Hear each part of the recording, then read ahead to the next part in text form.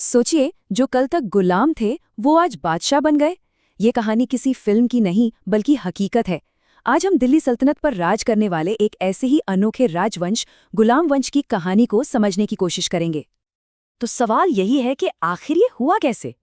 कैसे कोई गुलामी की जंजीरें तोड़कर सीधा ताज तक पहुंच सकता है और एक ऐसा साम्राज्य बना सकता है जिसने करीब 100 साल तक हिंदुस्तान पर हुकूमत की। चलिए, इस पूरी कहानी को समझने के लिए हम इसे 5 हिस्सों में देखेंगे।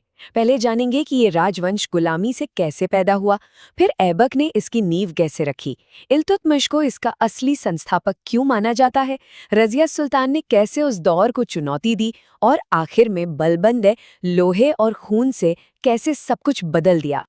तो सबसे पहले ये समझते हैं कि इस राजवंश को गुलाम वंश या मामलूक वंश क्यों कहते हैं।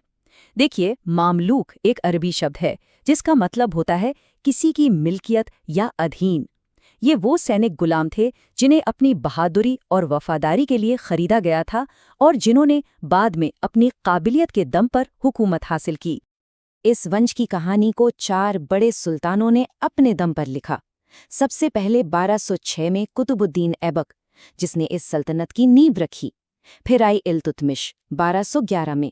उनके बाद 1236 में आई दिल्ली की पहली और इकलौती महिला सुल्तान रजिया सुल्तान।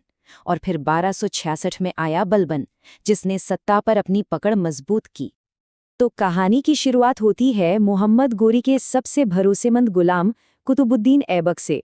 जब गोरी की मौत हुई तो उसके भारतीय साम्राज्य की बागडोर ऐबक के हाथ में आई और उसने लाहौर को अपनी राजधानी बनाकर दिल्ली सल्तनत की बुनियाद रखी। ऐबक सिर्फ एक सुल्तान नहीं था, वो एक दिलेर इंसान भी था।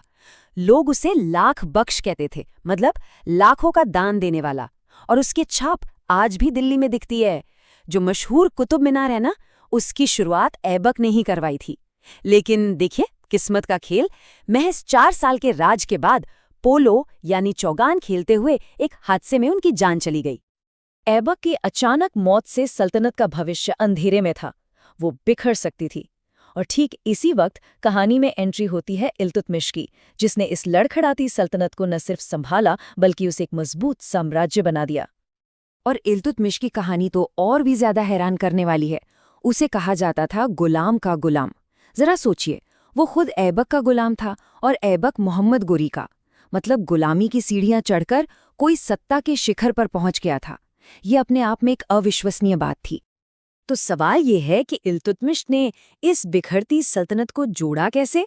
उसके पास एक सॉलिड 4 स्टेप प्लान था। पहला, अपने सारे दुश्मनों को रास्ते से हटाया। दूसरा, राजधानी को लाहौर से दिल्ली ले आए, जो एक मास्टर स्ट्रोक था। तीसरा, अपनी खुद की करेंसी चलाई, चांदी का टंका और तांबे का जीतल। और चौथा और सबसे जरूरी कदम, बगदाद के खलीफा से अपने राज को मान्यता दिलवाई। इसी वजह से इतिहासकार ऐबक को नहीं बल्कि इल्तुतमिश को दिल्ली सल्तनत का असली संस्थापक मानते हैं। इल्तुतमिश के बाद दिल्ली के तख्त पर एक ऐसी शख्सियत बैठी जिसने उस जमाने में मर्दों की दुनिया को हिलाकर रख दिया। ये थी इल्तुतमिश की अपनी बेटी रजिया सुल्तान, दिल्ली की पहली और आखिरी महिला सुल्तान। देखिए, उस दौर में उम्मीद तो ये थी कि एक महिला पर्दे के पीछे से हुकूमत करेगी, लेकिन रजिया ने इन सब रिवाजों को मानने से साफ इनकार कर दिया। वो पर्दा छोड़कर मर्दों की तरह चोगा और कुलाह पहनकर खुले दरबार में आती थी। औरतों और जंग के मैदान में अपनी फौज को खुद लीड करती थी।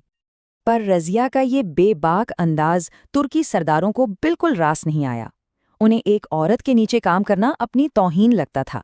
तो बस साजिशें शुरू हो गईं, विद्रोह हुआ और महज 4 साल के अंदर ही रजिया के इस यादगार दौर का अंत हो गया। रजिया के जाने के बाद दिल्ली में फिर से अस्थिरता का दौर आया।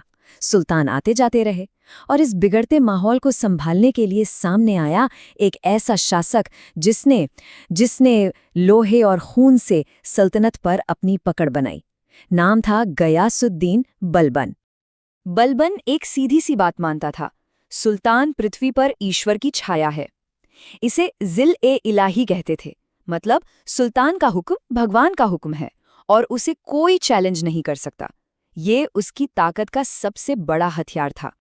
और इस ताकत को जमीन पर उतारने का उसका तरीका बहुत ही साफ और क्रूर था। रक्त और लौह यानी ब्लड एंड आयरन।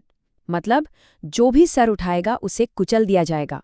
कोई नरमी नहीं, कोई माफी नहीं। अपनी सत्ता को मजबूत करने के लिए उसने कई बड़े कदम उठाए।